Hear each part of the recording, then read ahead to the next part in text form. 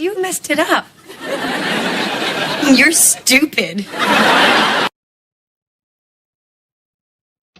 Today's Daily Dose of Stupid is actually involving a big movie star, Chris Pratt, who, by the way, I'm very excited. I just got the Blu-ray for Avengers Infinity War, so I'll probably be watching that a little bit later today. That was a big Christmas present from my uncle. So Chris Pratt, who is the star, of course, of Guardians of the Galaxy, he's also in Jurassic World. I mean, basically you're living under a rock if you don't know who Chris Pratt is by now. He's on Parks and Rec, all that stuff. So Chris Pratt was ranked the number 5 on list of the best Chris's. I don't know, it just seems kind of weird to make a list based on the people's name, but nonetheless. So there was an article in TV Guide titled How to Love Chris Pratt Without Hating Yourself. And here's the issue that it really revolves around. Chris Pratt is a very outspoken Christian. He tends to have more conservative values. I don't think that the guy's some dyed-in-the-wool conservative or anything like that. I'm just saying that he seems to have some conservative values. He's a hunter. He raises his own lambs. And he does seem to like talking about religion and talking about the gospel a lot more than your average celebrity, for sure. And I really like him, not just because of that. I thought he was funny before I even knew any of that about him. And so a really, really interesting guy and somebody that is very, very talented. So in this TV Guide article, there's a couple things I wanted to point out that there was an assumption that fans are really worried about the guy's personal beliefs, which maybe it's just being a conservative to where the vast, vast majority of actors and musicians and that kind of thing are very liberal. I just don't see that as being a big deal. I can appreciate somebody's performance, their artistic ability, without necessarily getting into the weeds of whether or not I agree with their politics. In fact, a lot of the celebrities I like, probably very, very far left. I mean, I tend to really like guys like Tom Hanks. I think he's a great actor. If you're looking past Chris Pratt, the other Avengers, guys like Chris Hemsworth, Chris Evans, a lot of guys named Chris on the Avengers, come to think of it. Interesting. But nonetheless, I really like, Tobey Maguire. There's several actors that I would say would be my A-list that are probably ridiculously far to the left. I have the ability, and I think that most Americans have the ability, to separate out whether or not they like the guy's performance, like him as an actor or a comedian or a musician, without necessarily saying that, you like the guy's personality, you like the guy as a personal, whether you're talking about politics, whether you're talking about his religion or belief system. Most Americans can look at somebody and say, he's a really good actor, without getting all bent out of shape of the fact, well, but he doesn't agree with me politically very much. See, they're assuming here that that's very, very difficult for somebody to be a fan of someone and also disagree with their personal beliefs. I don't see that as being much of an issue at all. And another thing, too, that really I think we've kind of buried the lead here on tactics. Who knew TV Guide still existed? Like, seriously, I was reading this last night.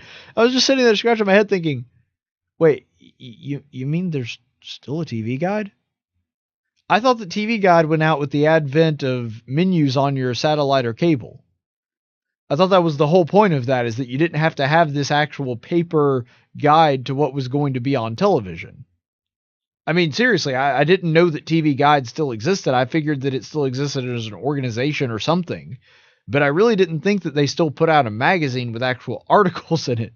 I mean, even when TV Guide was at its peak, even before satellite came in and cable still, you had to flip through the channels just like on your regular TV. Even back then, I don't think anyone was actually buying TV Guide for the articles in it. Pretty sure they were just buying it so they knew what time Matlock came on. I mean, I seriously had no idea that people were actually buying TV Guide. The only person I think that actually read the articles would be Frank Costanza. You remember that episode of Seinfeld where he's very upset that Elaine's friend has taken all of his TV guides. But nonetheless, I think they're taking themselves a little too seriously, and maybe when you're really floundering as a business, you have to say something ridiculous and stupid just to make a splash and to get some attention. So Caitlin Thomas, who is a senior editor for TV Guide, wrote this in her article. It's impossible to ignore some problematic aspects of his life off-screen.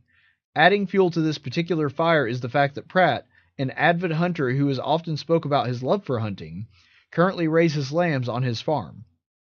The enthusiastic tone he took when speaking about eating fresh farm-to-table lamb in an Instagram video earlier this year.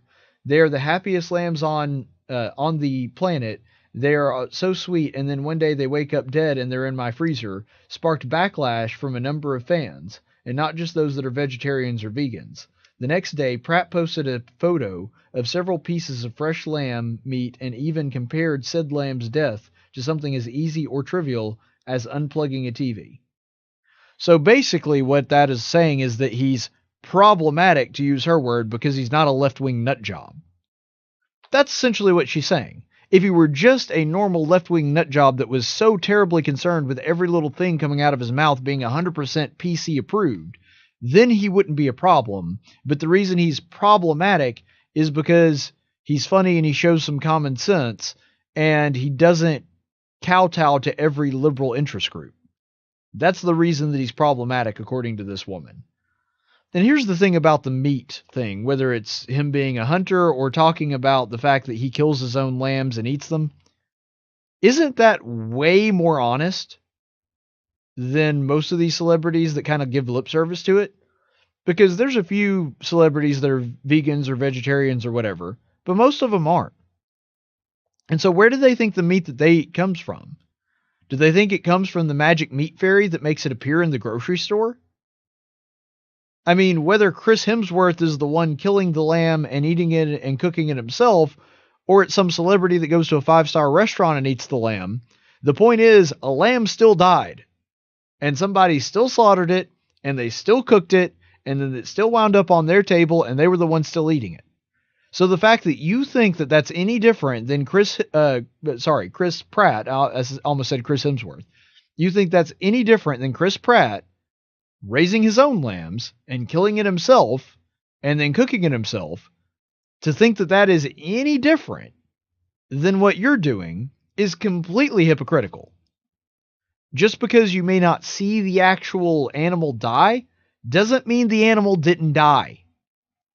And that's what's so ridiculous about this whole thing. And being an ag guy, maybe it's just because I've done this for a really long time. I've slaughtered my own animals. I've raised animals that I later ate. It just doesn't bother me. But some people seem to think that it's horribly wrong for you to eat an animal that you raised, but there's absolutely nothing wrong with eating an animal that somebody else raised. Why? What's the difference? It doesn't make any sense. And frankly, it's far more honest, and it seems like Chris Pratt is far more aware and has an appreciation for his food that those people don't. Because when you grow it yourself, when you realize that for you to survive and for you to get sustenance and for you to eat meat, that there had to be an animal that died and gave its life in that process, you have a greater appreciation for your food, and you have much more of a connection to it. And so because of that, and realizing that and being aware of that, actually makes you far more sympathetic and makes you far more aware of what's going on. You're far more aware of the fact that something died when you're the one that actually killed it, as opposed to it just showing up on your plate at a restaurant. I mean, that's simply the way that it is. And if you've ever posted pictures of your food on social media, so you get a nice steak and you take a picture of it and you put it on Instagram, which a lot of celebrities do. Well, then how is that any better than Chris Pratt taking pictures on his Instagram of meat that he put in his freezer? What's the difference? Just because it happens to be raw. The drawing of moral false equivalencies here is just ridiculous. There's a very healthy dose of double standard going on here. And here's another thing to just kind of really emphasize that.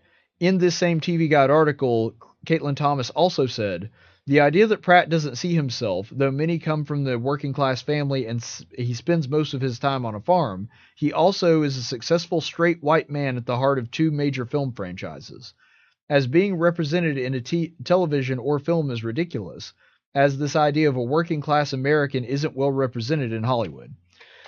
Okay, so let's unpack this one.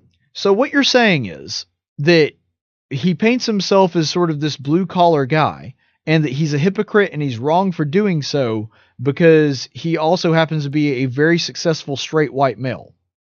Well, here's the thing. This whole article was done as a part of a series on other people named Chris.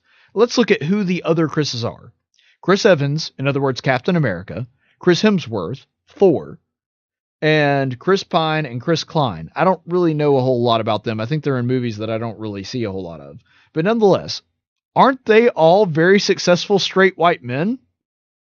Why don't you point out that they're successful straight white men? This goes back to a problem that the left has with success. Success is only frowned upon, wealth is only frowned upon if you have the wrong ideas. In other words, it's perfectly normal and good to be wealthy, to have a lot of money, to have a lot of privilege, as long as you happen to be a liberal talking point. As long as you happen to agree with everything the left does, they're never going to call you out for your wealth. They're never going to call you out for your privilege. They're never going to call you out for your success.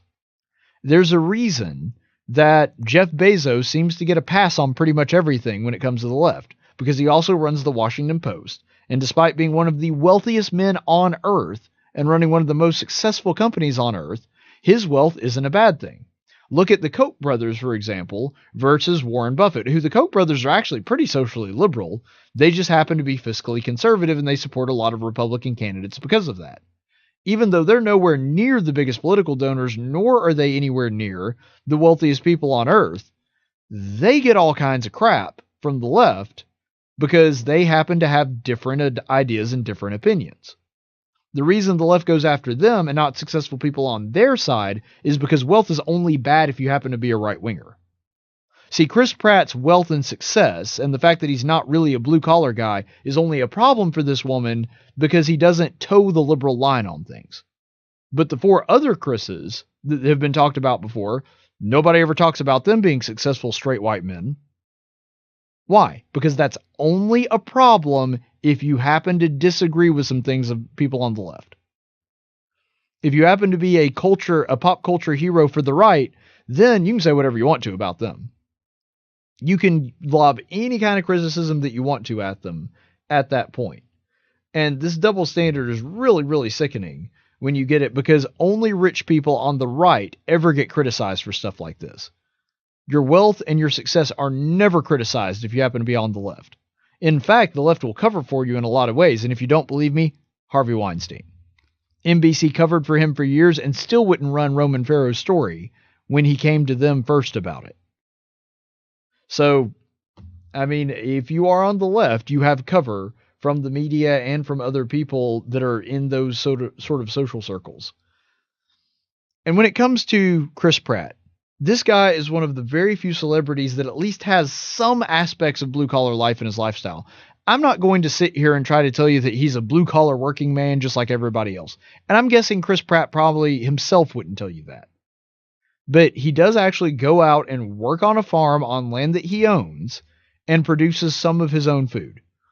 Now, the guy's very well-to-do. He lives a very lavish lifestyle, and that is perfectly okay.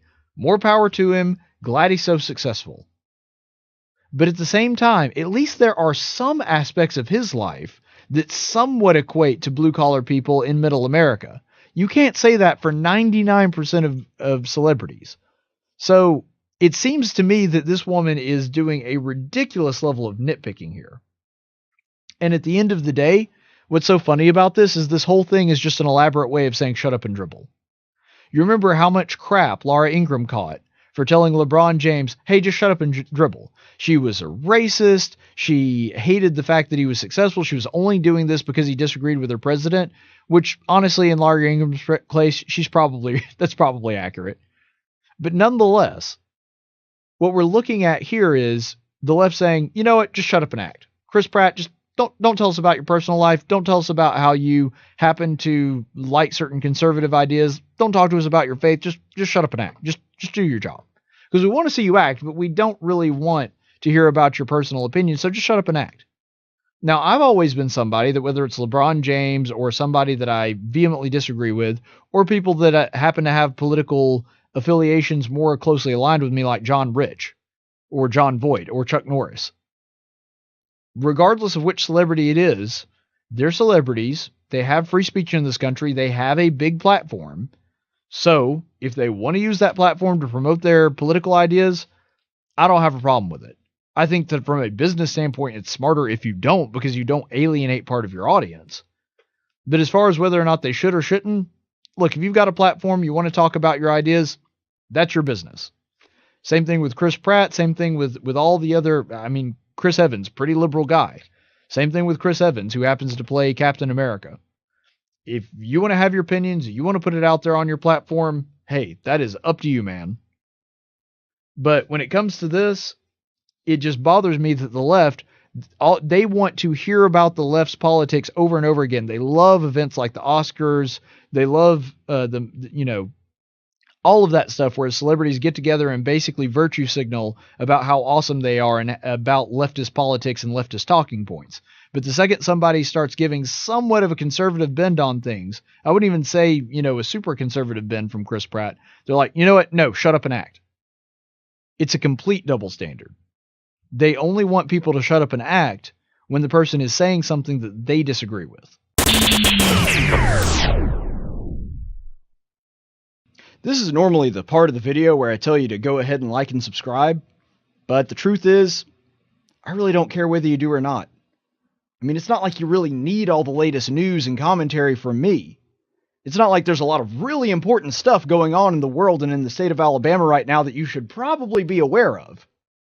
So, you know what? Like and subscribe, or don't. I don't really care.